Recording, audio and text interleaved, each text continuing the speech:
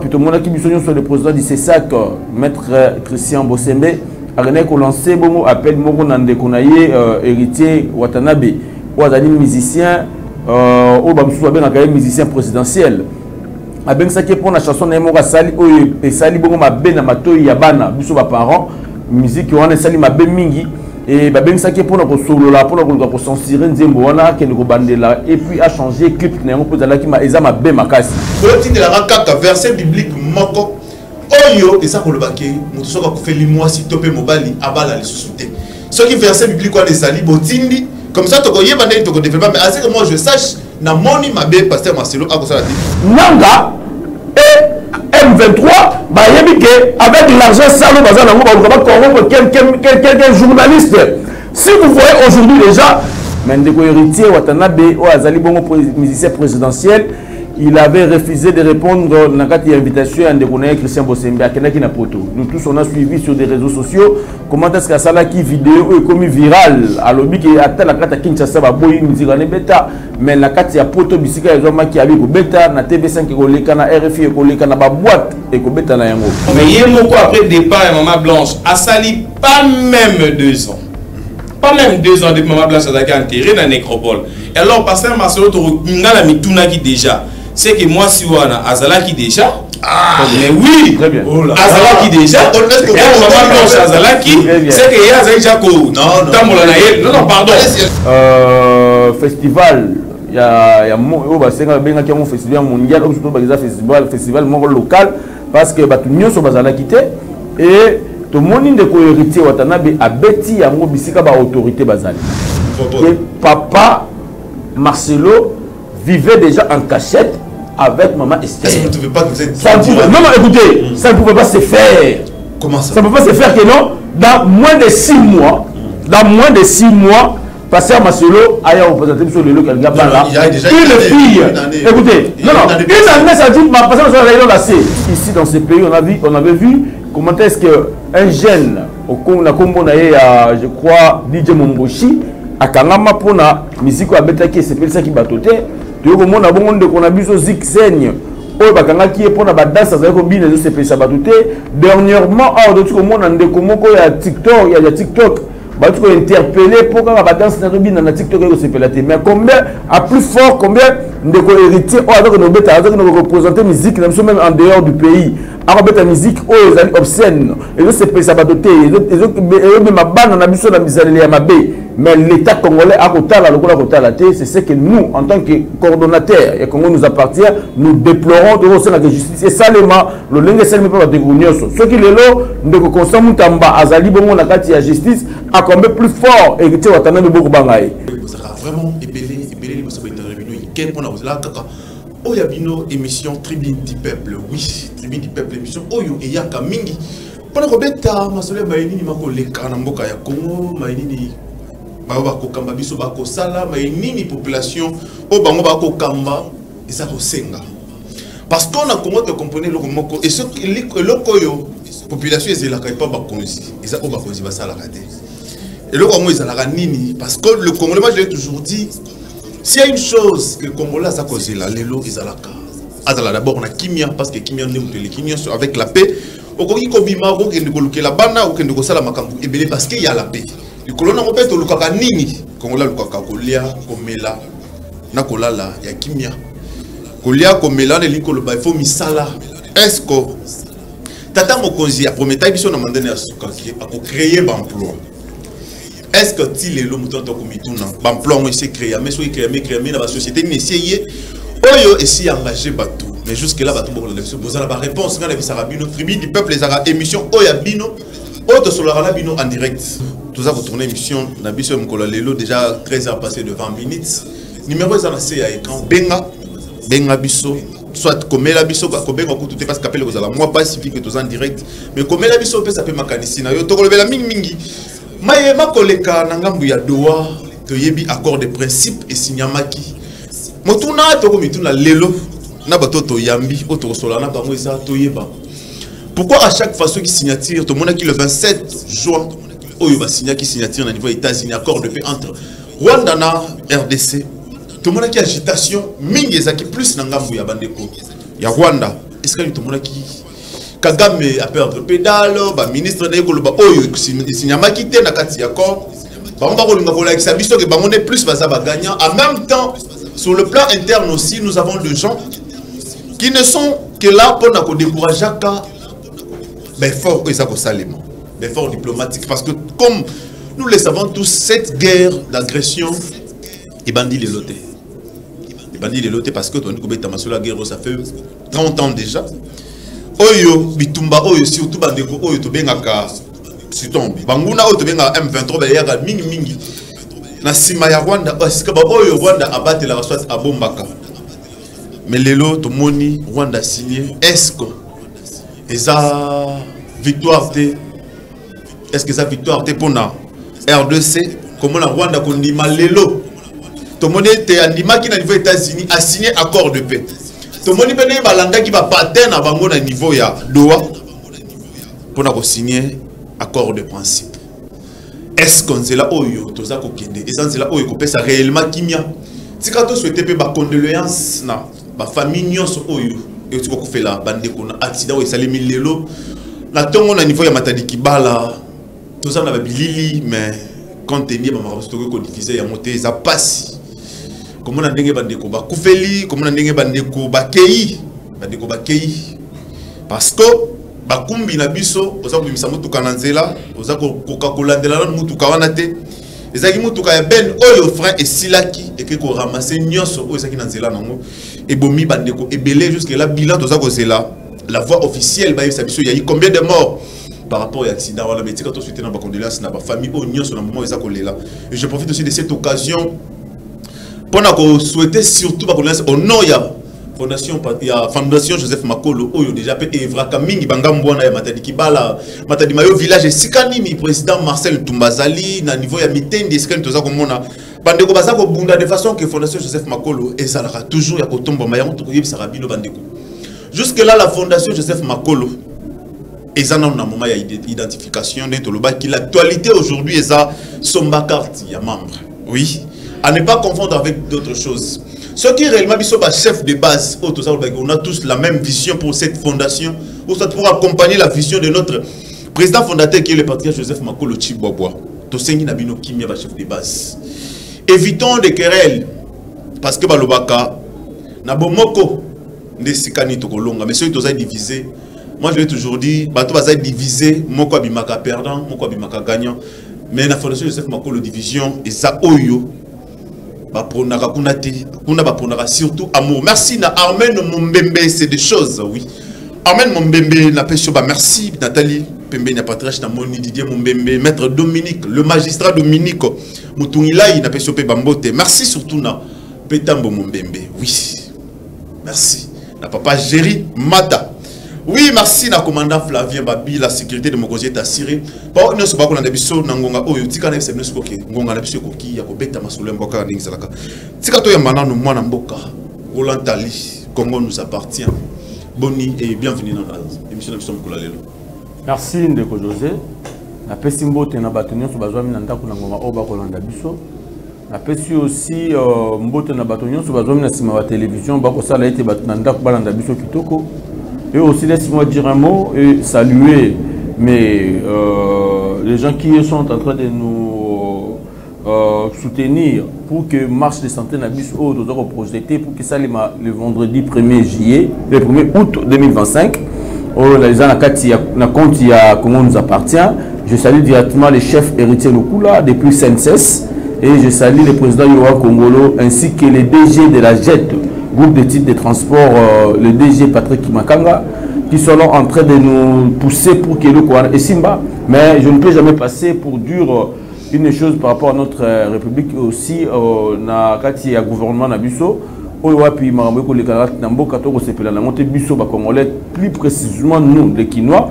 Makambo le Kaki dernièrement awa d'abord en premier le chef de l'État a donc prôné sur l'état des droits. Ça veut dire l'état des droits veut dire que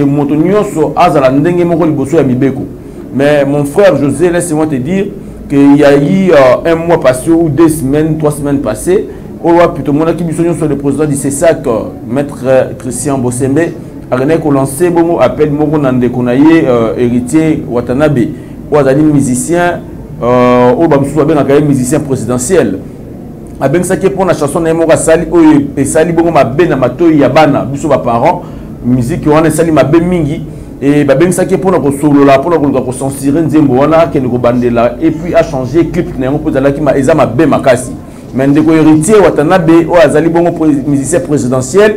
Il avait refusé de répondre dans une invitation à Christian Bosembe à Kenaki Poto. Nous tous on a suivi sur des réseaux sociaux comment est-ce que ça là qui vidéo est comme viral à l'objet qui atteint la carte à Kinshasa baboy muzikane beta mais la carte ya Poto bisika ya zoma qui avait ko beta na TV5 ko leka na RFI ko leka na ba boîte et ko beta na yango.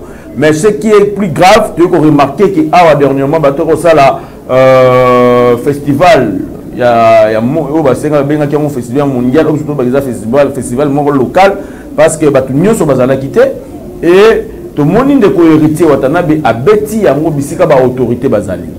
Je ne sais pas mon cher ami, tous ici dans ce pays on avait vu comment est-ce que un jeune au Congo je crois DJ Momboshi a kangama pona musique a bêti c'est ça qui batote tu vois comment on a bon de qu'on a vu so zixène. Qui est pour la danse dernièrement TikTok il y a TikTok interpellé pour la danse na TikTok mais combien à plus fort combien de héritiers nous représenter musique même en dehors du pays la musique obscène et mais l'État congolais a c'est ce que nous en tant que coordonnateurs et Congo nous appartient nous déplorons de la justice et salement le lingue selme pas de grunioso ce qui est là de constant mutamba azali bongo na kati ya justice a combien plus fort héritier Watanabe beaucoup bangaye parce que tout le monde a déjà avant et tu Watanabe a kena au sala ba sex tap avec ko même qui va tenir dans la prison mais moi tout cas comme même héritier et baluka na nzela pour abenga la présidence. Et nous ne voulons pas que cela ça continue. Si on pour continuer, nous peuple on se peut la nayangote. Déco Roland. Est-ce que ça peut le mami parce que na otaki pe ko solo na moko ya ba communicateur so directeur ya communication ya mwana moko héritier Watanabe pour na continuer makambo na mais pas muso bomi komona ki komi acharnement oza ko le kabe étant donné ce qui on a héritier banda le lote banda ki makambo ya matete yo chaque fois héritier ça li kabozo sala kaka mabe pa na yo. Non mon cher ami, héritier azali leader d'opinion le quoi biso azali wa leader d'opinion. Donc au moment où biso nyonso oyo za ko leka na mboka na biso oyo bato ba ko zala kuna ko bebisa image ya mboka na biso biso le ba ce n'est pas que héritier il y a aussi des journalistes parce que la communication malheureusement ya babe oyo ya ko to ko lo ba au moment où accord oyo pe signamaki na Washington oyo la partage ya RDC au moment où journalistes ba ko au moment accord de principe au soutien à droit au moment où et le héritier a proposé ça dans la mission pour la majorité dans la mission pas pour que c'est pas pour moi dans vidéo le musicien de héritier pas pour lui la même chose ça va donner et que l'autorité tutelle a initié à appoyer au sommet avec la maternité écoutez ce que le calendrier mais pour que vous avez peut-être si pas autorité va pas mais le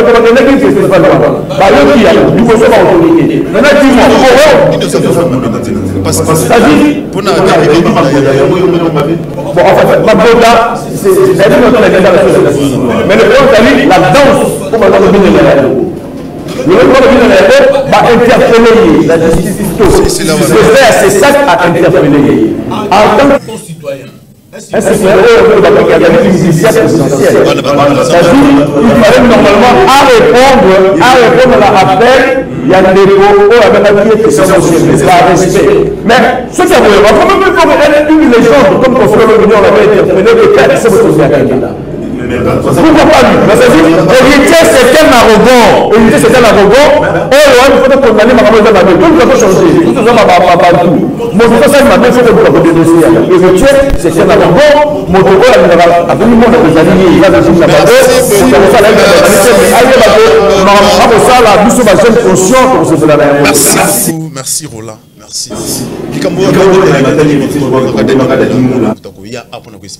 Réellement, qu'est-ce qui s'est passé ou qu'est-ce qui se passe par rapport à titre na bango c'est ça qu'on se met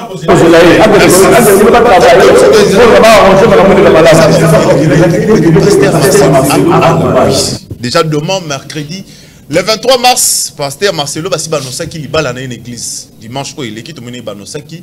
Libala pasteur Marcelo, ce qui dérange aujourd'hui tout le monde a donneur de leçons na Congo. Est-ce que quelque chose toza komituna? Pasteur Marcelo, il fallait qu'il y ait célibataire ya libela parce que a fait moi si. Ou bien pasteur Marcelo pour la remona galé. Alors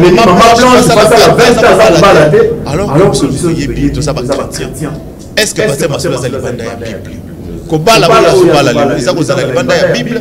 Est-ce que pasteur Marcelo a soumuti ce qui une année après à ça bala mususu parce que qui lelo et comme il va émissionner des salariés ya ndenge na ndenge ngala ba tozolo na biso na ndako boti de la kaka verset biblique moko oyo eza ko lobaki mutu soka ko feli mwasi topé mobali abala lisusu te ce qui verset biblique quoi des ali botindi comme ça to ko yeba ndenge to ko développer mais assez que moi je sache na moni mabe pasteur Marcelo a kosala te tika to mape mwana mboka Claudie Mpopoi oya kima biso mwakala mbote et bienvenue mwana mboka mote na yo ndeko José Kapolo mote na bakongomani bakolanda biso mote na ndeko nanga Roland Tali le Congo nous appartient donc ça c'est notre pays tozawala tokolanda vraiment malé meningi mamas makoleka mote na bana makala mote na bandeko nyonso oyo bakufeli na makala mingi peut-être tokolela notable 89 ans le papa Wemba Kusuki Katika Gibiso Lobby donc le rôle molobela bana makala na présenter ba condoléances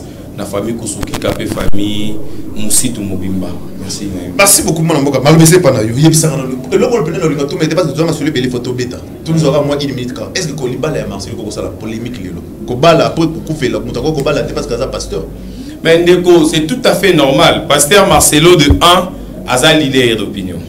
Pasteur Marcelo, tout la prédication na yé a touché à axe nyonso a épargné axe moroté surtout axe ya mariage pasteur Marcelo a dit moko oyo maman blanche azala qui soit bazo té maté à libala et ça le roi ba kolongola bino vraiment na biska bozala qui ba même bino na planète mususu donc mais yé moko après départ ya maman blanche a sali pas même 2 ans. Pas même 2 ans depuis maman blanche azaki enterré dans la nécropole. Et alors pasteur Marcelo to ngala mituna qui déjà c'est que moi si wana azala qui déjà mais oui très bien azala qui déjà maman blanche azala qui c'est que ya azali déjà ko tambola na yé non pardon c'est difficile pour qu'un homme soit après décès une année après déjà maman blanche to une année après une année à départ ya moi si na yé mbala mora ndimi ko officialiser relation na moi si wana or nous sommes des bantu ndenge ronanga lobaki ba congolais aussi to lobaka que yambote mobali ya bala mwasi esengeli na aiba malamu nani oyo ya lingi kotia na ndako parce qu'on se marie une seule fois dans la vie babala la mawate donc le roi pasteur Marcelo a officialisé relation wana d'office maman wana bazo bala lelo a remplacer maman blanche asala qui déjà doublé si je comprends bien pasteur Marcelo a quoi faire une année à bala mais attends que pasteur mais moi je me dis s'il n'est pas marié côté Malibosa bandimi c'est un risque aussi pour lui papa soki non il y a préféré il y a ça le rôle là-bas oh wana te babala te il y a abala qui aboti akufeli bango babala te c'est différent mais il y a le roi akufeli déjà dans la bala mikolo après pour voir la même 5 ans 6 ans oh là là bobala na nani beaucoup là non mais parmi bala na bazo mineur ba majeur bazati il y a 2 mineurs aussi. Après, non, il y a 2 mineurs. Alors, les 3 majeurs, on va aller pour nous. Donc, pour Nabino, pour Nayo. Pour Nanga, il fallait faire 6 ans, 7 ans.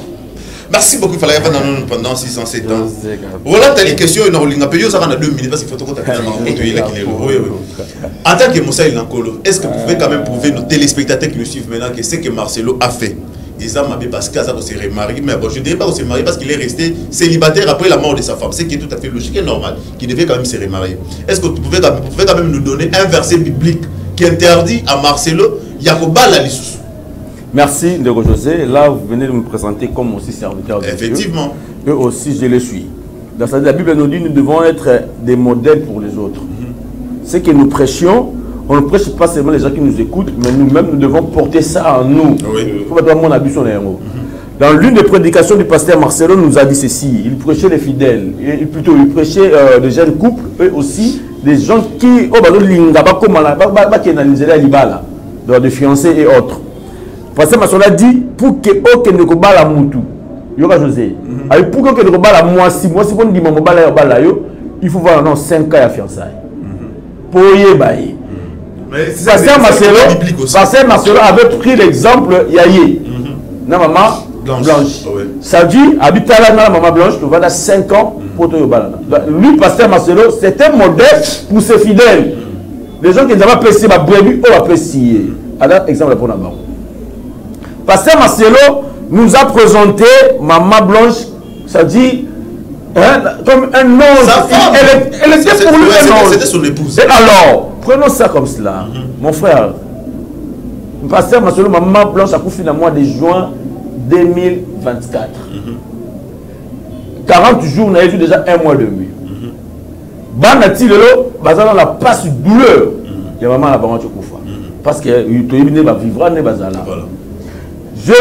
Ça dit, je dis que mon frère ami a vu quand que papa Marcelo vivait déjà en cachette avec maman Esther. Est-ce que vous ne trouvez pas que vous êtes... Non, écoutez, ça ne pouvait pas se faire. Comment ça? Ça ne peut pas se faire que non. Dans moins de 6 mois, Pasteur Marcelo a représenté sur le local Gabala. Une fille. Écoutez, une année, ça dit, Pasteur Marcelo a laissé. Pasteur Marcelo a laissé, il ne prêchait pas. Ça dit, il faut faire ça le matin à moi, n'est-ce pas? Non, écoutez, José. Écoutez, maintenant, on va faire la vie, ça 5 ans, 10 ans. Non, je ne dis pas que 5 ans, 10 ans. Je n'ai pas voté. Mais Pasteur Marcelo peut faire même une année. Écoutez, une année plein. Mais parce que là-bas, une année après Nîmes. Après 6 mois, il y a des. Où il y a ça? Et après, c'est la date 2025 que si là. Après, avec le Cameroun, arrive à se démarrer. Tout ce que moi je fais, écoutez, José, écoutez. Ce n'est pas une question de verset biblique. La Bible dit ceci. La Bible dit ceci. La nature doit nous enseigner. Mais oui. La nature. C'est-à-dire, il y a d'autres choses, nous devons le prendre dans la nature. Dans le monde, c'est-à-dire, Pasteur Marcelo, c'est un exemple pour plaisir. Lui-même, il a beaucoup attiré les gens. Vous comprenez? Et alors, il ne peut jamais tomber dans le même piège. Prenons l'exemple. Il n'est pas le seul pasteur, oh, a couffé là-bas, a couffé moi aussi. Prenons l'exemple de Camille Makosso. On doit traiter même un païen. Le pasteur Camille Makosso en Côte d'Ivoire. Il y a d'autres personnes qui pasteur Tagay, c'est un païen. Mais écoutez, Camille Makosso a dans la bande à tout le micro pour le camarade à pasteur Marcelo. Mais Camille Makosso dans le Baragano, je ne peux jamais me marier aujourd'hui. Tant que je vois mes enfants, sont toujours en deuil. Et alors aujourd'hui, bon frère, écoutez, je vais chuter. Ça dit, Pasteur Marcelo, à Bali, moi, maman Blanche, maman. Et alors, nous risquons que demain, on va la faire Cindy et du l'histoire. Et pas maman Esther, maman Esther là-bas, Pasteur Marcelo. Pourquoi? Parce que voilà, que nous avons dit quelque chose sur la mort de notre maman. Merci. Ndeko Roland, tout ce que j'attendais sur vous en tant que Moussa Ilanko, les sacs, publié Sanga. L'apôtre Paul nous devons être des exemples pour les autres. C'est-à-dire la prédication que nous prêchions est de la misauté. Pasteur Marcelo a le but à Batouké, non pour là, moi s'il faut ça aller 5 ans. C'est pour cela que j'ai rejoint la parole de mon frère. Pour pas la moi s'il faut ça à 5 ans. Mais c'est que Pasteur Marcelo déjà, tant que moi si les gens vivants, avec des gens qui vivent là, moi suis là, bah ça dit 5 ans et on va balayer le c'est qui on les a pas calcium le vocaliste. Non, parce que le l'ensemble d'ailleurs au moins il disait qu'on allait pas réfléchir sur ça. Il allait rester avec ça et puis il fait ça catimini. Mais lorsqu'à mettre sur le place publique, nous allons le réfléchir. Et ça qui parenthèse. Il n'y a pas de problème. Et ça qui parenthèse, mais tout ce qu'on a pour moi, il a compris de comprendre que l'exhibition sur le plan biblique et si comme moko et si comme le pasteur Marcelo ça comme ça les sikeza li sumuti parce que bato bakufi o batikali lié za susute ba pasteur Marcelo ta moi cette fois qui ba lomola qui ando na Mosambi c'est-à-dire yena maman s'il vous plaît yena maman mon cher s'il vous plaît zoli ngana na to so ba le langage moroté to so ni ça on dirait que nous sommes condamnés pasteur Marcelo ba la détolobité à Rubala. Il faut emballer. Mais au moins, tu peux s'y 50. Mais quand même, est-ce que Pasteur Marcelo José, même le maman c'était là, oui. est-ce que vraiment après une année là-bas, ce qui sera celle la loi merci beaucoup. On a compris que les gens sur la mine qui n'a accord de paix au niveau des États-Unis. Donc, on est et ça, c'est un rôle majeur dans ma cambo tali kimia na est na biso to mondenge ba mi koti la kati ya likambo to mondenge ba zwaki accord de paix entre Rwanda na RDC. Mais tous nous avons vu après signature wana agitation ezalaki mingi na ngambu ya bandeko ya Rwanda lelo pe to moni mai maliki na dowa to moni ministre wazalaki na soit représentant ya AFC akoloba oyo ba lobby ba sengi biso retrait mon côté. Donc moi wana retrait na kati accord de principe exacté. Et on a béni bateau bazana maïle et ça. Tant pour respecter l'intégrité territoriale, il y a RDC et l'Ikolobani. Est-ce que pour respecter l'intégrité, on a tout en étant là, rebelle na kati wana M23 zawana zawana parce que c'est la même administration là. La information tout ça dans le lelo grève même salemi na ngambu ya koma kuna. Na ngambu ya Nord Kivu sikani ni ba taxe ça komata. Ba ini ya komo oyo basangani na ba ikongomani po ba nyukola ba congolais ba kotieka congolais ko ndola ka ba congolais ba lobi po na bango accord de principe et yebisi bango teke ba sala retrait na ngambu ya esika baza ko occuper moi na mboka mpopoyi. Est-ce que lelo on peut se dire que na ba cause de ko signer le accord de paix na accord de principe et ça comme ba biso réellement vers la paix durable na est à mboka na biso. Merci Ndeko José et là Bosso na ko lo na accord de paix oyo. Là, on sait que dans le gouvernement congolais, tous à la prison. Parce que ces gens-là, FCNA, M23, basé de un borgueil. Au moment où il y a pris signature et accord, il s'est mis à Doha. Corneille Nangaza qui a fait mon sœur, congrégation Basser, on va dire, je récolte Sainte-Cécile, les Aranaveni, paroisse, école à Corneille Nangawana, au moment où il a fait Azobina. Basali cercle azo tourner. Avant Zaïko, Swahili. Donc mon vidéo on est circulé déjà partout. Il y a au monde orgueil ya Ndekowana. Et puis de Hollanda représentant na bango na ba propos na ya Robaki et dans la place morote oui sur l'andi accord 12 articles. Article là on va lobby na biso, ça fait la place morote ba lobby retrait. Mais ba sengi biso to ba sengani biso Kinshasa na bango to sengi ya liboso sécurité et kota to le mwana na insécurité to tika peuple congolais à vivre na kimia to garder ville na biso na hors de pas bon mutute ba batika na yango au mona que avant bango ba représentant bango sur la conférence de presse wana ils ont un message moi déjà bimaki bango bandimi ko libérer ba soldats na ba congolais muso bango bakangaki ya bazwa ki anotage échange ya mais ngai et là on va dire ami balé pourquoi la plutôt à la prudence parce que Batouana baza toujours mal intentionné. Après avoir reçu l'accord de ça à Washington, Batia Makelele papa to yera encore sur la Doha. Au moins il exprime la bango, ils ont lango wana te tout ça. Mais ngelo on sait na ba konza moka, oui, biso zo luka kimi anga na beta bambela ata 10 fois pour la rola ba kondi buke to bunda. Mais là on sait na siko na stade oyo. To pesi bango le boko na to pesi droite mais gauche na biso to la prudence. Parce que Batouana va capable de l'aura, le lobby déjà qui est retrait, le lobby n'a plus au placement retrait sur la matière d'office pour oblimater. Bon, on peut revendre on peut toujours gérer et puis mon tour déjà les gamis à l'ouana. Et ils n'ont pas si pour ma pote au gâteau qui est sous le troisième accord. Il y a un endroit que jour accord pour inclusif et ça on a mboka et au sein mon thème à malam il y a pas tout. Tout le monde a changement moko et quand on a mboka même la 30 secondes. Tu trouves combien ça a une chance d'avoir ça pour les ngai et là on a reçu la comment va pour le ngai te pesi droite na biso mais gauche na biso tous à la prudence parce que nous avons confiance à Batouana te nazo ça ba info on a ça analyse même à propos ya ministre Mouya tango sala qui conférence de presse na landi yango de près nazo mona tout nazo comprendre na kibongai kaka kezo le kate na on ça débat na grand frère Kulutu moko obilika bata ya parti ya ndeko na biso Jean-Marc Kaboun na lobi na Kulutu attaque au bino pe le comme parce que esprit na bango comme il y a juste pour soutenir l'accord bien sûr mais tous à la prudence tout préparer bien biso la militaire tout sa base logistique la biso pour ceux qui peut citer la 01 biso la 01 ceux qui na juste biso la il minute répliquer parce que on est pour la biso important ba yimo ka ba kufi ebele to limite maintenant ba kufa le sous il y a un moment ko zambo ka zai ko boya ko solo là mais ayeko kene toujours avoir wana pour éviter ba bloko non c'est ko sala wana. Donc là, on sait dans le gouvernement congolais, tous à la prudence. Batouana baza borgueil. Ba propos la mamozo la seconde, nous sommes tous salariés. Nous sommes tous salariés.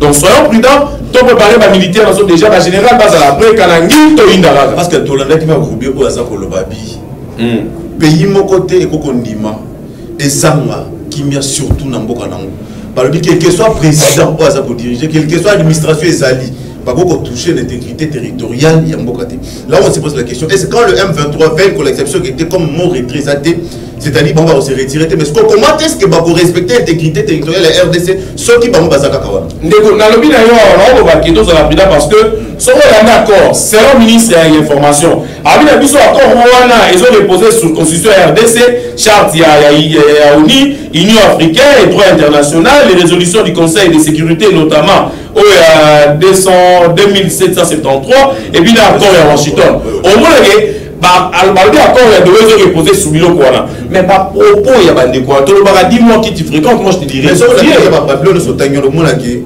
nani ni no ya 2773 monde qui retrait ça na 4 oh bah c'est ils vont retrait sans condition c'est là battu c'est le 23 accord Kouana et ça juste pour restaurer l'autorité de l'État suite à l'établi territoire national et puis dans le respect il y a prérogative d'obligation institutionnelle. Donc au moins après nous on va commis on na zone bande kolanga batuana bazana bango sur terre. Donc so la nyo malamu bango be ba ko banga Kinshasa alors Kinshasa fongoli motema pour la bango mais bango le ba ko banga Kinshasa nde ngoni ba garder banda bango mususu. Le travail ba garder banda bango mususu selon ndeko mopopo ipona ye Kinshasa faut être toujours vigilant, faut être prudent parce que ces gens-là, ce qui est vraiment bisogno, c'est celui qui va dans le bazar pour dans la confiance dans la montée parce que ça moi passe. Rebelle aux la confiance n'est n'engeni ni ma à ce que moi na yebi est moi relation économique kimia. Moi na boka volantali. Ah tout ça au monde tout monde qui accord de paix n'engeli quand qui au tegi pour le bango. Aujourd'hui il y a même des gens qui sont payés quand pour discréditer accord où ils ont signé mais le tout monde accord. Il y a principe signé à niveau il y a Doha mais tout le monde malalement sorti médiatique il y a représentant à FCM 23 Koloba pour na bango ba moni si comme côté ba lebeli ma ya retrait bazana nouana M23 ko bouger à changer peuple positionnement a été à la kaka ne sika ya sali. Merci mon cher frère José. Lundi religieusement l'analyse que mon frère Glody Mpopo y a tout ça là awa une très belle analyse mais je voudrais dire une chose à mon frère que des rebelles les Nanga et consorts ne sont pas seulement des orgueils, parce que nous, bon, ça, l'orgueil, on peut pas nani, mais ce sont juste des idiots. Vous comprenez? Orgueil, ça veut dire, là, ce qu'on peut savoir, des placements, mais un idiot, il reste un idiot. Ça veut dire, quand on vous dit, et vous savez, l'autre fois, j'ai écouté quand même le type là qui était à Doha, qui a dit que non, nulle part, qui a Sabango, qui est à la retrait. Donc, pour la Bango, pour la RDC, il fallait l'accord de principe, pas comme un retrait. Comme on a mis respect sur le territoire congolais, bon, il faut pas parce que vous n'êtes pas des Congolais. Et la logique, ça dit l'accord de principe, ça dit, je crois déjà au mois d'août, ceux qui vont se mettre d'accord au mois d'août, il faut pas qu'il y ait un accord. Il y a mot retrait, sur le côté on a d'accord au signé au mois d'août. Mais pour l'instant, ces gens-là, c'est déjà qui est déjà perdant. Ce qu'on a normalement, la logique des choses, la FC M23 est déjà perdant. Et leur chef, comme à mon avis, déjà perdant, il y a un accord de paix, signé à Washington. Deuxième phase d'ailleurs, point B d'ailleurs, phase B d'ailleurs, c'était l'accord de Doha. Avec Aoua et Roulekati. Mais or, il oublie que sur la tournée M23 et AFC, il disait toujours que ce n'est pas mon affaire, ce sont l'affaire des Congolais. Voilà. Mais on a vu quand même. Vous étiez là pour faire quoi? Voilà. Et vous voulez parler. Vous voulez parler pourquoi? Parce que ça affaire il y a Congolais. Vous voyez? Maintenant, c'est lui qui dit à Nanga, c'est lui qui dit à Makenga que vous ne pouvez pas laisser. La RDC va se reculer. Or, il oublie, c'est pas seulement que la RDC, ça dit que sur la Nanayoté, c'est ce que Tshisekedi avait à Lobaki. Les gens n'avaient pas compris la rage de la présidence Félix. Avec la communauté. Mais, comme sur le plan international, il y a des principes qu'il faut respecter. Kinshasa avait refusé de faire la guerre. Il a voulu choisir la voie, il y a diplomatie. Maintenant, la diplomatie, qu'est-ce qu'il faut sur la période de la bataille? Parce que Kagame Odofunda, Kagame Bokele est à Washington, bah obligé, il faut bimmer la seule congolais. Il va bimmer. Bah accord, et c'est l'article de l'auto de la Doha. Maintenant, le lot, bah, on va dire que AFC, qui est congolais, ou Lingoma qui est congolais, M23, il faut tout cela là-bas quand même. Et ça, c'est une suite logique, il y a processus à Nairobi. Ou après de Sololi, il y a Rwanda, il y a Kagame, il y a Kimaki, Nairobi, il y a AFC, M23, il y a un document de Doha, Doha de Sololi. Est-ce que les gens ont Congolais à mon corps? Il y a le régime il y a le gouvernement, tout le monde a acheté. Cet accord de principe n'est pas encore l'accord final, mais c'est déjà une avancée pour la mission République du Congo. Paix et ressources à la mission. Ce qui est le plus primordial, la mission de Zalipé. Mais au moins, tu verras qu'il y en aura des Congolais inconscients, excusez-moi de les insulter, mais il y a même nos compatriotes qui sont des inconscients qui ont vendu leurs âmes pour leur résoudre l'argent sale. Oh, la Bible dit, à quoi sert bon de tout gagner, de perdre mon âme? Mais il y a mes frères, mes compatriotes congolais, oh, bah, on dit, on perdre âme, pour que on n'a pas vu, il y a tant qui est. Nanga et M23, bah, avec l'argent sale, quelques journalistes. Si vous voyez aujourd'hui déjà, langage, il y a Péron Louara, ça commence déjà à changer, PAP. Avant on a déjà de perdre. Comment vous pouvez aller accepter cet accord? Comment vous pouvez le voir? Moi je suis vu Pierrot, certes, il est avec la communauté, ça va langage clarté pour donc comprendre. Comment vous pouvez accepter de signer cet accord de principe? C'est déjà un échec pour nous. Voilà. Pour eux, non. Il y a des charges dans la rue. Il y a contrôle, il y a site qui vous avec la diplomatie agissante du chef de l'État et et maintenant c'est la RDC. Comme je l'avais dit l'autre fois dans votre chaîne de télévision, j'ai dit que la RDC est maintenant comme une belle femme qui est montée dans donc moi je suis à Malamou. Il faut poser respect par la main. C'est ça que la RDC a fait maintenant. Tout ce que vous voyez là, les alliés au RDC doivent imposer, mais certes, il y a d'autres choses qui doivent aller mal, mais le monde va tirer longtemps. Maintenant, dans l'accord, je crois au mois d'août, c'est de là qui va signifier que les autres doivent signer l'accord. Donc, quand on est en vigueur, vous, les M23, avec tous vos rebelles, ceux qui seront des Congolais, vont cantonner quelque part pour qu'ils puissent identifier aussi les noms des Congolais, pour qu'ils puissent armer la politique. Mais au moins, pour chuter, moi, la seule chose que je dois faire aujourd'hui, c'est de sensibiliser et de mobiliser le peuple congolais, d'être derrière le chef de l'État, qui est le représentant, que la Constitution lui confère ce pouvoir-là, qui est Azali, le garant du bon fonctionnement de la nation. Donc ça veut dire que nous devons être derrière lui. Pourquoi? Parce qu'il nous a dit, il a fait un vœu devant les gens qui n'habitent pas à Saint-Lifé, je crois parmi eux, il y a d'autres qui sont sur le Bango. Mais à ça qui fait, avant qu'il y ait Silissa, avant qu'il y ait le chef de l'État, la paix va venir dans ce pays. La paix va venir dans cette partie de notre pays. Et c'est ce que nous voyons déjà, que nous avons déjà la ligne, il y a Kenya et la mission. Donc, nous avons ce bandeko, la télévision pour le accord aux Amabé, et les alliés m'abêtés, les alliés malades, les alliés pour la mission, qui n'y a pas la mission. C'est un journaliste, la mission bien plutôt. Politicien, la mission, la télévision,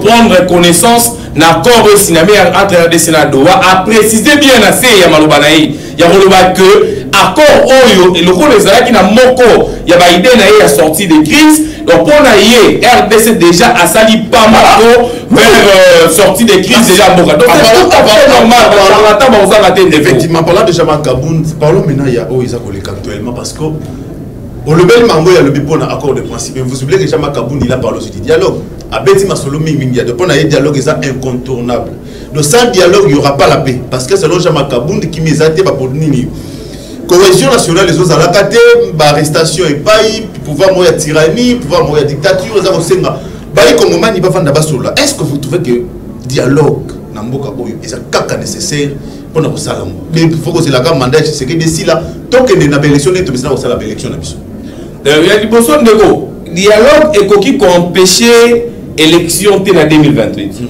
le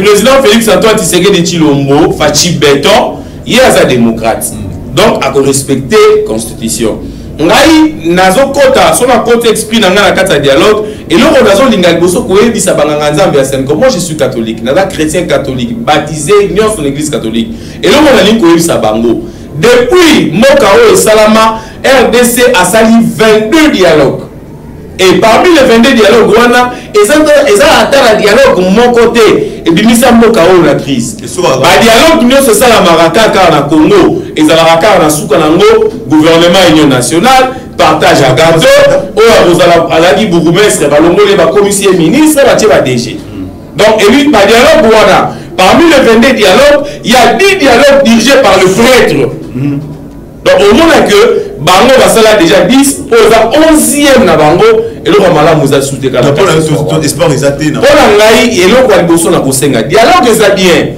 mais tout que ça la dialogue pour la guerre té pour ça ba ki ça dialogue parce que bango nyo esprit na bango ça to ke na dialogue to ko lobela makambo ya est donc et là on va lingi comme question du jour ça que est RDC qui mais oh bazo bosana et ça ba secteur musuti lelo et ça ko raconter les matins na mboka oh ba ko ko ça la dialogue ba ko ko se réunir pour que ba sauver yango entre autres lelo sport na biso kufi de même ko ba ko ba bon ko conservatoire il vite alors ba lelo azo mona déporté disparu pour na foot mais ndeko na et parce que lelo coupe du Congo vi valeur à cause de Covid bosnie ba contaminé lelo coupe du Congo vi valeur comme la président Fachi il y a un moment même quand il acheté basu mosola bien mais bande liko cash un peu ça va 100 000 bozu 1 million 600 boge au pesi Monaco mais liko cash un peu ça 100 000 na cagnotte na la foot la commis alors on te laisse le ministre la commis de ça de négocier pour la commis de ça ah au pesi Barcelone to le bater il y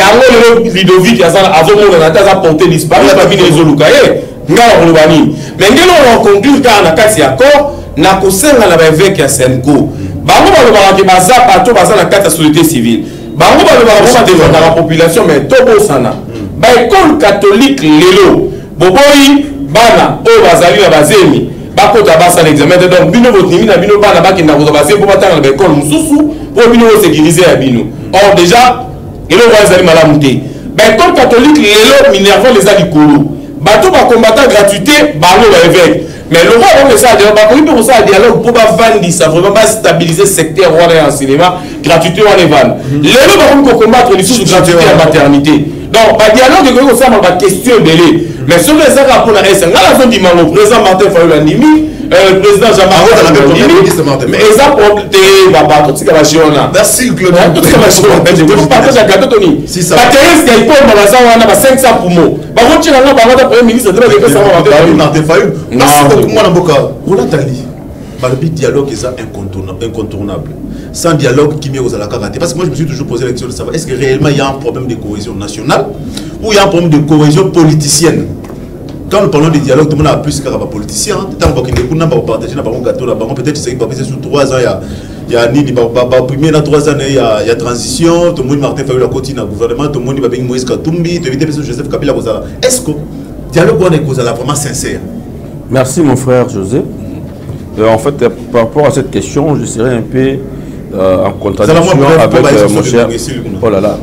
Bon, en fait, laisse-moi passer à ce qui est essentiel. Voilà. Pour moi, d'abord en premier lieu, je veux dire que non, il y a toujours conflit entre des politiques.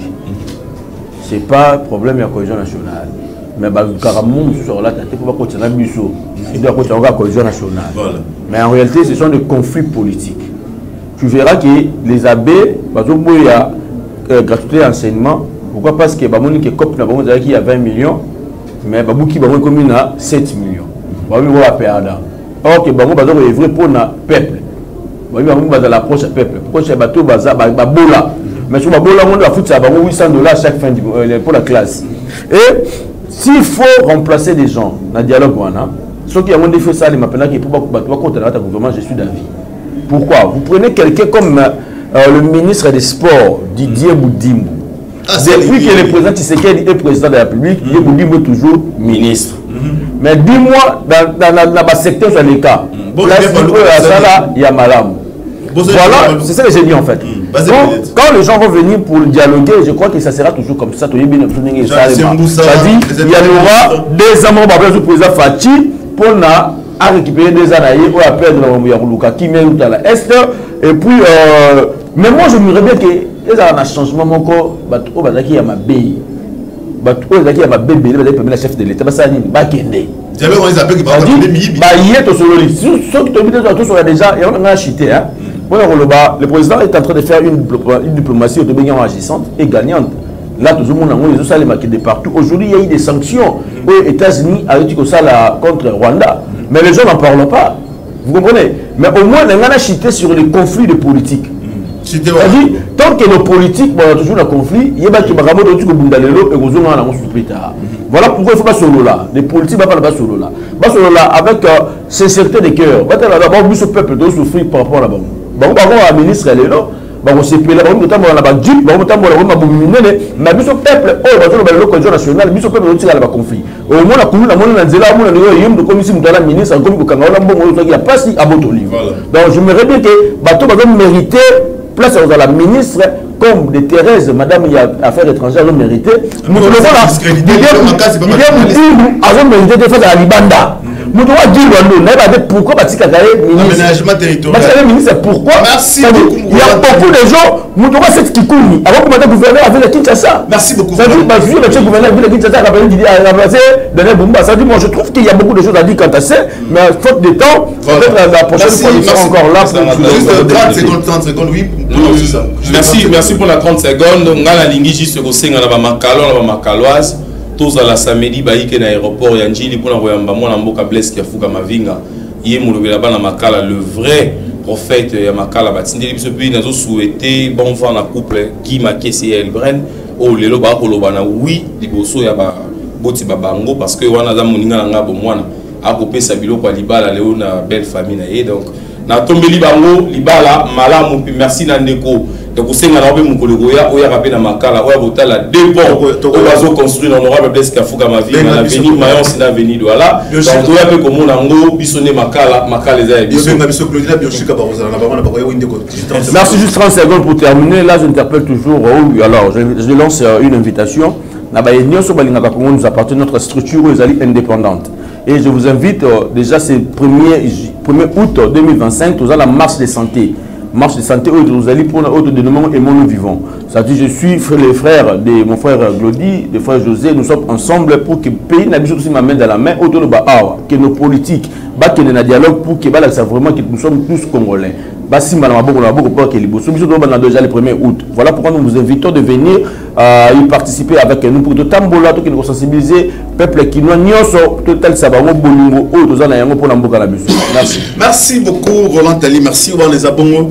Sangoya Congo nous appartient na marche pour Salima le premier ndenge mo watu le banto kutana ebele wana pona ko sala kala ndenge zalaka merci na oya zaki bongo sima machine ndeko Glody DT na pesio matondo merci beaucoup na ndeko die oya za bongo côté administration merci na bioshika oya zaki sima ya caméra merci na les patriarches Joseph Makolo Chibobo na ko peso toujours merci avec ta fondation oyo et tout ça sera toujours pembeni to pene ya population nyo sur le punga isikani bayebi papa na bango ça sera toujours wana pona bango yango message zaka moko nga Joyce Sabino bandeko ya fondation Joseph Makolo ba chef de base nyo sur ya fondation Joseph Makolo notre leader oyo azabongo président fondateur Joseph Makolo apronera sur l'amour tout ce capable quoi division Martin Massia, Ndeko Marcel, Ndeko David Mbouyi Beton, Ndeko Lopez Muzinga la Kamunga, Ndeko chef tenda Wazana Lutende, les bandeko Nyonso, Obasako, Bunda de façon que la fondation était le matin, Sengani Nebo Moko. Oui, docteur René, to Sengani Bomoko, trop c'est trop, to Sengani Bomoko, na niveau ya Vundamane, na niveau ya Lemba Imbo, Tika Sikolo. Même Sabino, ok, oh, il y a émission les caca chaque mardi, mercredi, jeudi et vendredi, la même heure, on a émission à 13h, lobby et vous avez toujours la même heure. Merci à Azam Moulumba, où il y a battu à Kadej Bola, la baisse au banco de Sikoza pour la biso. Merci à la bande de Bonsoazaki, Sima, il y a la télévision, il y a la télévision, il y a la baisse quand vous l'usez. La baisse au Bambo de Mokosi, Flavien, la baisse au Bambo de Motika, surtout, Madame Bamboka, le Banda, on a bien tout le monde, on a bon lobby mercredi, avec le même plaisir, mais je crois que tout le monde m'a appelé Madame Soucia Sika, Zambi Abou Mbappé, Abate Labino, tout le monde a lobby. Merci beaucoup.